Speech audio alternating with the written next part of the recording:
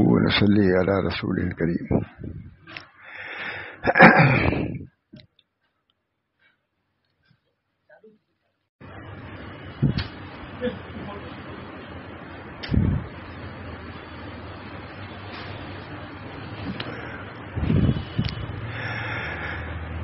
ظاہر ہے کہ ہم لوگوں کے بیانات یا تصریفات کا مرجع کتاب و سنت کے بعد عموماً حضرت تھانوی رحمۃ اللہ علیہ کو علوم و معارف تائید میں پیش کرتے ہی رہتے ہیں. حضرت شاہ صلی اللہ صاحب قرآن حدیثی پر بیان ہی کرتے تھے، لیکن اس کے درمیان میں حضرت تھانوی کے ملفوظات ان کے مضامین کو درمیان میں لاتے تھے، بغیر اس کے ظاہر نہیں. چنانچہ آپ دیکھیے حضرت والا علیہ الرحمٰن نے 4 اعمال کو کسی نے جو جمع کیا وہ لکھ رہے ہیں. حضرت علیہ الرحمٰن نے 4 اعمال کو پورے طریق و سلوک کا خلاصہ قرار دیا ہے. اب اس سے ایک آیت یہ نکل گیا، کم کر بھائی. حضرت رحمۃ اللہ علیہ نے 4 اعمال کو پورے طریق و سلوک کا خلاصہ قرار دیا ہے. وہ 4 اعمال ہی ہیں. اب اتفاق نکال یہی نکلا، صبر، شکر، استغفار اور استعاذہ. اخلاق کی اصلاح کے بارے میں کہا جاتا ہے التصوف هو الاخلاق. یہ لفظ التصوف هو الاخلاق، تصوف اخلاقی کا نام ہے. اس کو بعد ادیب نے خلیق احمد نظامی نے اپنی کتاب میں لکھا ہے. صبر، شکر، استغفار اور استعاذہ. صبر، شکر، طریق کیا؟ پورے شریعت کا خلاصہ یہ ہے. صبر، شکر، استغفار اور استعاذہ. اللہ تعالی ہم سب لوگوں کو ان چاروں پر مداومت اختیار کرنے کی توفیق دے. فرمایا کہ زمانے حال میں یا کوئی بات ناگوار پیش آ رہی ہو، خرابی کو پیش آتی ہے، ناگواری سے پیش آ رہی ہے، تکلیف ہے، درد ہے. زمانے حال میں یا کوئی بات ناگوار پیش آ رہی ہو یا ناپسندہ، تو ناگوار بات پر صبر اور پسندیدہ بات پر شکر کی عادت ڈالو. 2 چیزیں. زمانے ماضی کا خیال آئے تو استغفار کر لو. 3 چیز ہو گئی. زمانے حال میں کوئی چیز ناگوار پہ ہے تو صبر کرو، اچھی بات ملے شکر کرو. اگر کوئی گناہ، 3 چیز کیا ہے؟ زمانہ حال. زمانہ حال میں یا کوئی بات ناگوار پیش آ رہی ہو یا پسندیدہ، تو ناگوار بات پر صبر اور شدید بات پر شکر کر عادت ڈالو. یہ ہے تصوف. بس جس راستے میں چل رہے ہیں، کوئی فکر نہیں کہ اس موقع پر ہم کو کیا کرنا چاہیے، ہمارے بزرگوں کی کیا تعلیمات ہیں. صبر، شکر، استغفار. زمانے حال میں کوئی بات ناگوار پیش آ رہی ہو یا پسندیدہ، تو ناگوار بات پر صبر اور پسندیدہ بات پر شکر کی عادت ڈالو. یہ تصوف. طرح طرح سے بیان کیا حضرت نے. واجی مجدد حضرت حاجی صاحب نے تعریف کیا، کیا شبلی نے یہ کیا، 100 سال پہلے سب بات کے لیے تعریف کر دیا حضرت حاجی صاحب. زمانے ماضی کا خیال آئے تو اس پر استغفار کرو، اور مستقبل میں کسی ناگوار بات کا اندیشہ سامنے آئے تو استعاذہ کرو. یہ چیز آنے والی ہے تو اس سے پہلے سے اے اللہ پناہ میں ڈال دے. قیامت کی علامات کتنی پائی جا رہی ہیں، پہلے ہی سے اللہ اسے محفوظ رکھے. علامات قیامت بالکل آ رہی ہیں، یعنی اس سے اللہ تعالیٰ کی پناہ مانگو اور خیر کی دعا کرو. آئی جاتی ہے بہت سی چیزیں، اس کے لیے ایک اللہ سے دعا کرو. اللہ تعالیٰ یہ چیز آ رہی ہے، ہم کو صبر کی توفیق دیجیے۔ اس طرح انسان کی زندگی کوئی لمحہ ان 4 اعمال باطنہ سے خالی نہیں ہونا چاہیے۔ صبر ہو، شکر ہو، استغفار ہو، سب یہی ہے نا 4 چیزیں۔ اس طرح انسان کی زندگی کا کوئی لمحہ ان 4 اعمال باطنہ سے خالی نہیں ہوتا۔ تصور یہ شکر بھی تو ایک باطنی چیز ہے، صبر بھی باطنی چیز ہے، راضی رہنا یہ باطنی چیز ہے، ناگوار ہونا سب باطنی چیز ہے۔ انہیں کی اصلاح کا نام تصور، یہ لیں گے۔ اس طرح انسان کی زندگی کے کوئی لمحہ ان 4 اعمال باطنہ سے خالی نہیں ہونا چاہیے۔ اگر ان اعمال کو ہم وقت انجام دینے کی مشق کر کے اس کے عادت ڈالی جائے تو وہ تعلق مع اللہ جس کے حصول کے لیے لمبے چوڑے مجاہدات کیے جاتے ہیں وہ خود بخود حاصل ہو جائیں گے، ہے نا؟ یہ خلاصہ دسو اتنی میں سب بیان کر دیا تھا۔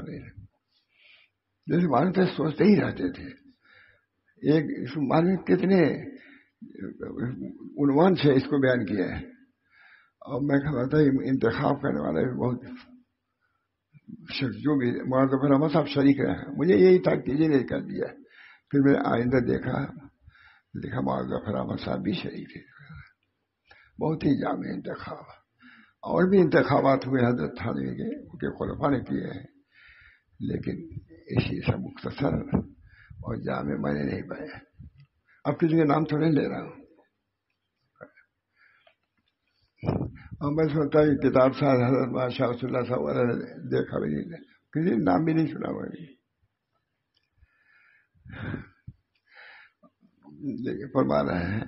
فرمانا ہے زبان حال میں یہ کوئی بات ناگوار پیش آ رہی ہو یا پسندیدہ تو ناگوار بات پر صبر اور پسندیدہ بات پر شکر کرو، کوشش کریں گے سب ہو جائے گا اللہ تعالیٰ۔ بے ناگواری چیز ہے، تکلیف ہے، دہائی ہے، صبر ہے، اللہ تعالیٰ ضرور اجر و ثواب دیں گے کہ ہماری باتوں کو سنانے کے لیے مشقت۔ اللہ تعالیٰ ہم سب کو کئی تکلیف تھی کہ سوچتے کہ بیٹھ بھی نہیں پائیں گے، اللہ تعالیٰ کا شکر ہے۔ مختصر ہی صحیح لیکن کرتا ہوں جو کچھ ہو۔ اس طرح انسان کی زندگی کا کوئی لمحہ ان 4 اعمال باطنہ سے خالی نہیں ہوگا، کیونکہ نہیں ہوگا۔ ہم بھی اللہ کے پیدا ہوئے ہیں، ہم سے بھی مطالبہ ہے اصلاح کا۔ وما خلقت الجن والانس الا ليعبدون، سب کے لیے ہے نا، جن سب کو کہہ لیا ہے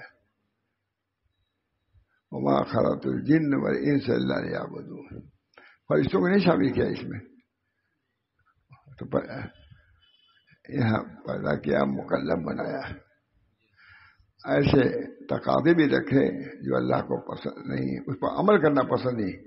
تقاضے تو اللہ ہی نے پیدا کیے، جو ان تقاضوں پر عمل کرنا اللہ کو پسند نہیں۔ بہت سی چیزیں رکھی ہیں اس پر عمل کرنا اللہ کو پسند ہے۔ اللہ نے اپنا اختیار بھی پورا رکھا، اب بندوں کو بھی اختیار دیا اس طرح کہ کرے یا نہ کرے، اسی پر عذاب ہے، ثواب ہے، اسی پر دوزخ ہے، اسی پر جنت ہے۔ اللہ ہم سب کو اس طرح کہتے ہیں مستقبل میں کسی ناگوار بات کا اندیشہ سامنے آئے تو استغفار کرو، یعنی اسے اللہ کے پناہ مانگو اور خیر کی دعا کیا، یعنی کہ کوئی چیز پیش ہی نہیں آئے گی پیش، نبی پر پیش آئے گی۔ کتنے دنوں تک حضور محاصرہ میں رہے، کسی قلعے کے رہیں گے، پوری زندگی مجاہداتی میں صرف ہوئی ہے۔ ایک عالم نے لکھا ہے کہ مجاہدات کا زمانہ صرف مکے میں نہیں تھا، مدینے میں بھی جاری رہا، مدینے میں بھی جاری رہا۔ ایسے ہولناک چیزیں، وہ تو انتہائی چیزیں تھیں، وہ تو مدینے میں تو پورے امت کے لیے تھا کہ پورے مدینے ہی کو جلا دو، ختم کر دو۔ بہرحال فرمایا لوگ احسان کو، فرمایا بھی دیکھیں نسبت احسان، لوگ احسان کو نماز، روزہ، اذکار اور رات کے ساتھ خاص کرتے ہیں نماز روزہ. احسان یہ ان تعبد اللہ کرنے کا طرح. حضرت جی نے سوال کیا ایمان کیا ہے، اسلام کیا ہے. احسان کے بارے میں کیا ان تعبد اللہ کرنے کا، ایسی عبادت کو کرو گویا کہ اللہ کو دیکھ رہے ہو. تو عبادت کا تعلق ہم لوگ صرف عبادت سمجھتے ہیں، نماز روزہ زکات، لیکن اس کو حضرت تھانی فرما رہے ہیں کہ نماز کی فرمایا کہ لوگ احسان کو نماز روزہ اذکار و اوراد کے ساتھ خاص سمجھتے ہیں اور معاملات زندگی کو اس سے خالی سمجھتے ہیں. نماز روزہ تو سنت کے مطابق ادا کرو، یہ معاملہ جو چاہو کرو، پوچھتے بھی نہیں. پہلے تو کوئی معاملات بارے میں پوچھتے بھی تھے، نہیں آتا ہوگا. پہلے تو 4 سال پہلے کی تجارت ہم کریں، اس میں سود تو نہیں ہوگا، مت کرنا. اب تو کوئی پوچھتا ہے، ہم لوگوں کا تو یہی کام ہے پتوے کا. کوئی نہیں پوچھتا کہ ہم یہ تجارت کریں. بہت سے معاملات ایسے ہیں جن میں سود لازم ہوتا ہے، یقیناً کوئی پرواہ نہیں. سود ہی سے اپنے گھر کا کام چلا رہے ہیں. سود حضرت ہمیں آدمی نے کہیں لکھا ہے، یہ کہا کسی نے کہا حضرت سود کے اندر بہت منافع مجبوراً لے سکتا ہے. کہا اس زمانے میں سود میں منافع تھے لیکن ترک کیا گیا، اس پر آزادی ہوئی. ایمانوں نے جواب دیا. انہوں نے کہا اس زمانے میں تو حضرت سود کا استعمال ضروری ہے، کام ہی نہیں چل سکتا. مگر جامع تھا. نے کہا جس زمانے میں سود حرام کیا گیا ہے حضور کے زمانے میں، تو اس زمانے میں بھی ضرورت تھی، اس سے زیادہ ضروریات تھی، لیکن اس میں سود کو بچایا ہے اللہ نے، بچایا. قرآن راضی کرتا ہے کسی پہ ایسی وعید نہیں ہے جنہیں سود پر ہے. قرآن میں فرماتے ہیں، فرمایا لوگ احسان کو نماز روزہ اذکار و اوراد کے ساتھ خاص سمجھتے ہیں اور معاملات زندگی کو اس سے خالی سمجھتے ہیں. حالانکہ احسان جس طرح نماز روزہ میں وغیرہ میں ضروری ہے، مخلوق کے ساتھ معاملات میں بھی مطلوب ہے.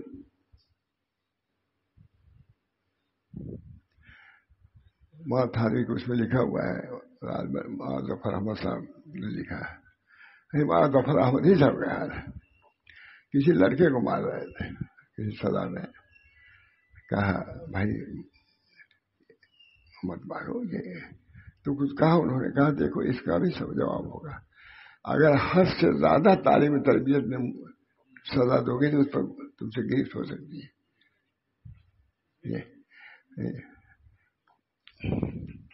معاملات کو اس سے خواہش ہوا. حالانکہ احسان جس طرح نماز روزہ وغیرہ میں ضروری ہے، مخلوق کے ساتھ معاملات میں بھی مطلوب ہے. بہت مثالیں.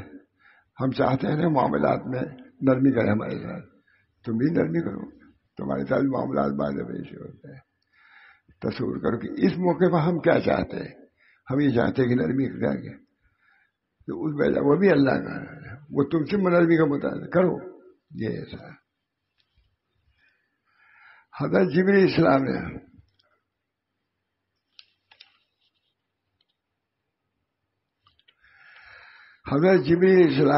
حضور صلی اللہ علیہ وسلم سے سوال کیا کہ احسان کیا ہے. ارشاد فرمایا کہ تم اللہ تعالیٰ کی عبادت اس طرح کرو گویا تم اس کو دیکھ رہے ہو. اگر تم اس کو دیکھ نہیں سکتے تو یہ سمجھے کہ وہ تمہیں دیکھ رہا ہے. حدیث متفق علیہ. وہ تو یہ سمجھا دیا کہ نہیں، مراقبہ، یہی مراقبہ. مجھے شروع کیا تھا غالباً ظفر احمد صاحب کسی لڑکے کو مار رہے تھے یا کچھ ایسی باتیں، تو لوگوں نے کہا کہ بھائی آپ اس مار رہے ہیں، یہ کر رہے ہیں. کہا نہیں بھائی اس کی ضرورت ہے. کہا اپنے معاملے کو سوچو اللہ تعالیٰ سے، تو اس طرح مار رہے ہو. غالباً مجھے معلوم ہوا کہ ہر جگہ عبرت نصیحت کے لیے چیزیں موجود ہیں.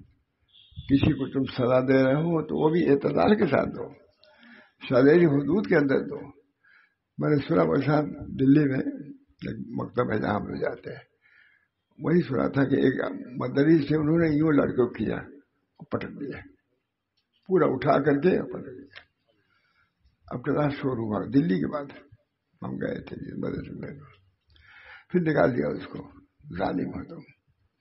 کسی سبق نہیں یاد ہوا تو اس کو اٹھایا یا نہیں، اب مار دیا، شاید مرائے بچا ضائع دے گی بات، لیکن ہے کیا تم کو کیا ضرورت ہے؟ تم مکلف سے اس کو پڑھانے کی، اس کا ذہن نہیں چلتا، دعا کرو اس کے لیے، پھر رحم کا معاملہ کرو تاکہ وہ پڑھ لے. یہ نہیں کہ اس کو پٹک دیا تو مر گیا تو کیا کرے گا. ہوتا ہے ماحول، ماں باپ بہت برداشت نہیں ہوتا، آتے ہیں تو لوگ کہتے ہیں کہ مولویوں کے ساتھ بد اخلاقی. ابھی تم تو بد اخلاقی، تم بھی تو مکلف ہو شریعت کے، تم بھی مکلف. آیا ہے کہ اگر بدلہ ہی لینا ہو تو بالکل اس کے برابر لو. قرآن میں ہے کہ آدمی ڈرے گا کہ بھائی ہم نے اتنی زور سے مارا ہے، اس نے اتنی زور سے مارا ہے، تو تم اس سے زیادہ زور سے نہ مار سکتے، اتنے ہی بدلہ لے سکتا ہے جتنا اتنے کیا. اس کے لیے علم کی ضرورت. ایسی صورت آدمی کہا چلو معافی کر دو، اس پریشانی میں نہ پڑو، ہوگا ہی نہیں. اصلاح و تربیت اخلاق کی تعلیمات کی بھی تعلیم کی مشق کی جاتی ہے، سکھایا جاتا ہے بچوں کے ساتھ کیا کیا جاتا ہے. یہاں لڑکے جو لوگ بن جاتے ہیں بیٹھ گئے قاعدہ پڑھانے کے لیے، بے قاعدہ مارتے ہیں اس کو، بے قاعدہ بالکل بھاگ جاتے ہیں لڑکے.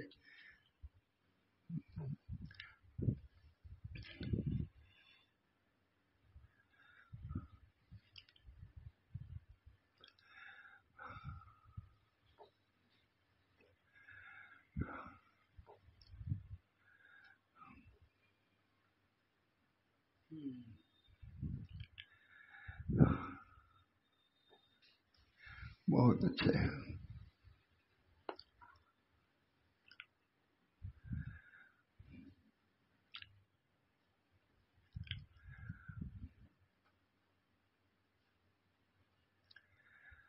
وظیفہ کے درمیان لکھ رہے ہیں تفصیل کے طور پر، وظیفہ کے درمیان اگر کوئی ضروری کام آ جائے جو وقت کا تقاضا ہو تو اس کام کو کرنا چاہیے. اگر بجلی کا، اگر تم دیکھ رہے ہو کہ کوئی جا رہا ہے اور اس کے سامنے کنواں ہے، اسے چھوڑ دو اپنے وظیفے کو. حدیثوں میں آتا ہے نبی کریم صلی اللہ علیہ وسلم کا کچھ لوگ بیٹھے تھے عشاء کے وقت کے لیے، ایک آدمی کڑھالی لیے جا رہے تھے جنگل. اب کسی نے کہا کہ دیکھو کتنا قابل ہے کہ یہاں یہ ذکر و شکل حضور کی مجلس کی بات ہے، جا رہا ہے جنگل میں. حضور اقدس صلی اللہ علیہ وسلم نے سن لیا اور فرمایا کہ وہ فرض کی ادائیگی میں جا رہا ہے، تو نفل میں بیٹھے ہے کہ نہیں. وہ فرض کی ادائیگی میں جا، وہ اپنے بال بچوں کے روزی کے لیے جا رہا ہے، جنگل جا رہا ہے. اس وقت یہ تمہارے جو نفل میں بیٹھی اس سے افضل کام کرنے کے لیے جا رہا ہے. یہ سب طریق میں بھی سمجھ کی بات حضور نے سمجھائے کہ نہیں.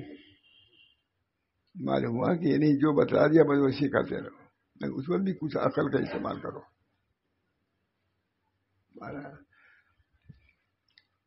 اگر کسی مجبوری کی وجہ سے کہتے وظیفہ کے درمیان اگر کوئی ضروری کام آ جائے، تقاضا ہو تو اس کام کو کرنا چاہیے. وقت کا تقاضا واجب ہوتا ہے،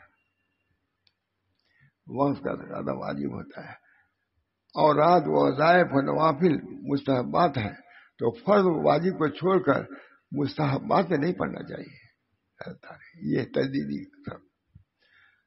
ہے، سب لوگ جانتے ہیں، لیکن لکھ دینا، اس کو جاری کر دینا، خلفاء سے اس پر مطالبہ کرنا، حضرت تھانوی کرتے ہیں. اگر کسی کی مجبوری کی وجہ سے ایک دو دن وظیفہ چھوٹ جائے تو کوئی حرج نہیں ہے. تفصیل سنائے گا نہیں، اب یہ کہاں کوئی سناتا ہے وظیفہ چھوٹنے نہ پاوے. نہیں، اگر کسی کی مجبوری کی وجہ سے ایک دو دن وظیفہ چھوٹ جائے تو کوئی حرج نہیں، بلکہ ایک ہفتہ، ایک مہینہ، ایک سال بھی چھوٹ جائے تو کوئی حرج نہیں. معمولات ادا کرنے کا ثواب ملتا رہے گا. اگر مجبوری کی بنا چھوٹ رہے ملتا رہے گا، بہانہ نہ بنائے، وہ ملتا رہے گا. اللہ تعالیٰ ہم سب لوگوں کے یہ چیزوں سمجھ خوب حضرت تھانوی نے اس کو سمجھا. اس کے پورے تصریفات کا جو سبیل ہے، تعلیم الدین ہے کہ نہیں، کتنی کتابیں اس پہ لکھی حضرت تھانوی نے. ہزاروں کتابیں لوگ کہتے ہیں، کئی سوتا ہی ہے. صرف اس میں جو رخص کو پیش کیا ہے، علامہ شارعی میں لکھا ہے کہ لوگوں نے عظیمتوں کو لیا اور رخصت کو چھوڑ دیا. جیسے عظیمت خدا کا حکم ہے رخصت بھی ہے، خدا کا حکم ہے، رخصت آپ کو ہے روزہ رکھے نہ رکھیے. بہرحال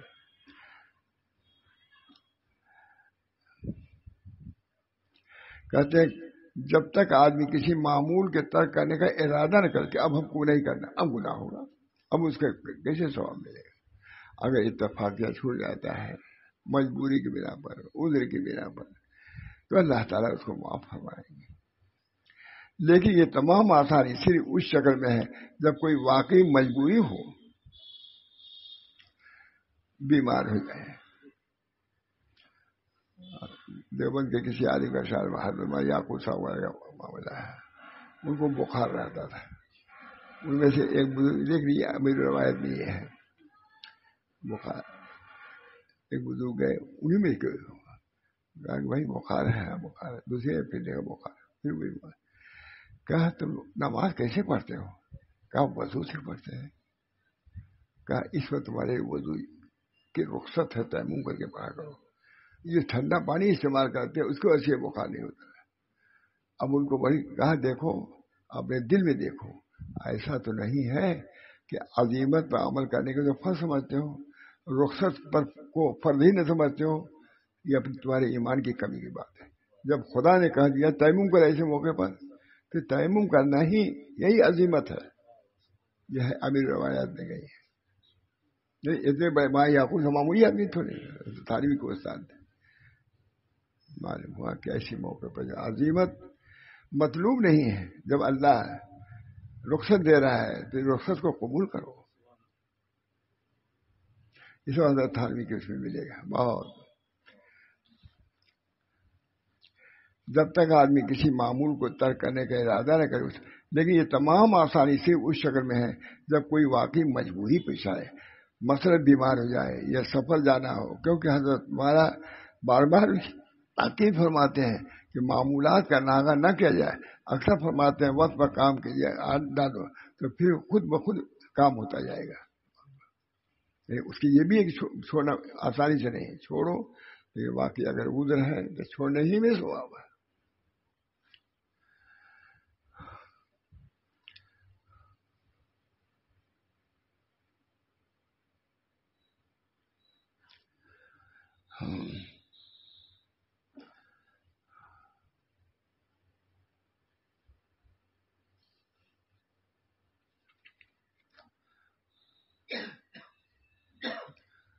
تھوڑا سا تکلیف بھی ہے ہو تو گیا. یہ اللہ تعالیٰ سفر ہے. یہ اللہ تعالیٰ ہم سب لوگوں کو دین یہاں پر قائم دام رکھے. جو وظیفے ہیں اللہ تعالیٰ ان کی ادائیگی میں بھی آسانیاں پیدا ہو جائیں. اللہ تعالیٰ ہر کسی کے یہ بھی ہے مختصر کر دیا نا. اللہ تعالیٰ یہ بھی آپ حضرات تشریف لاتے ہیں، مجھے بھی موقع مل جاتا ہے اس کام کے کرنے کی وجہ سے. موقع میں اللہ تعالیٰ ہم سب کو رخصت پر یا ادائیں پر عمل کرنے کی توفیق دے. موقع ہے تو رخصت پر بھی عمل کر لے، اس سے اس کے اجر میں کوئی کمی نہیں آئے گی. اگر بیماری کی وجہ سے کوئی حدیثیں موجود ہے تو جو چھوٹ جاتا ہے اس کا بھی اللہ تعالیٰ اجر و ثواب دیتا ہے، مگر ارادہ ہونا چاہیے. دعا کیجیے وقت ضائع ہو گیا. اللہ تعالیٰ ہم سب کو توفیق دے، اس حقیر کو بھی صحت دے. پریشانی ہے اللہ تعالیٰ ہر کسی میں خیر و بھلائی عطا فرمائے. اس مجلس کو بھی جاری و ساری فرمائے. اخلاص کے ساتھ مجھے بھی سننے سنانے کی توفیق دے. آپ حضرات تو تشریف لاتے ہی اخلاص کے ساتھ، اس اخلاص آپ لوگوں کے اخلاص کے برکت سے ہمارے اندر بھی اخلاص آ جائے، اور اخلاص کے جو فوائد اور ثمرات ہیں اللہ تعالیٰ ان سب سے ہم لوگوں کو بہرور فرمائے. ربنا تقبل منا انك انت السميع العليم برحمتك يا ارحم الراحمين. محمد سید نبی کریم.